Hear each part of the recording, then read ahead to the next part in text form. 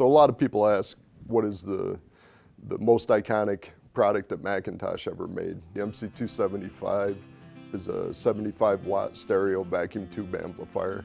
It made its debut in 1961 and stayed in production from 61 to 72. We built thousands of them. The amplifier went out of production in 72 and was brought back into production in 1994 as a commemorative to Gordon Gow. Obviously it's morphed over time because as different parts availability become obsolete or better parts become available, we go in and redesign to make it better, and then also it has to meet the modern day safety elements, whether it be UL, CSA, 3C for China, those types of things.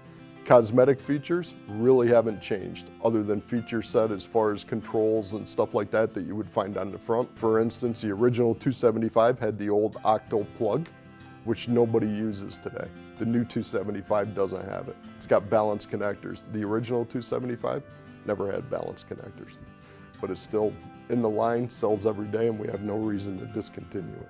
What makes the MC275 endure the test of time is really from day one when the original amplifier was designed, it was way ahead of its time. As far as the unity coupled transformer, it was state of the art, which is what we call the output transformer or the autoformer. That alone gave specifications for the amplifier that are as good as you can buy today.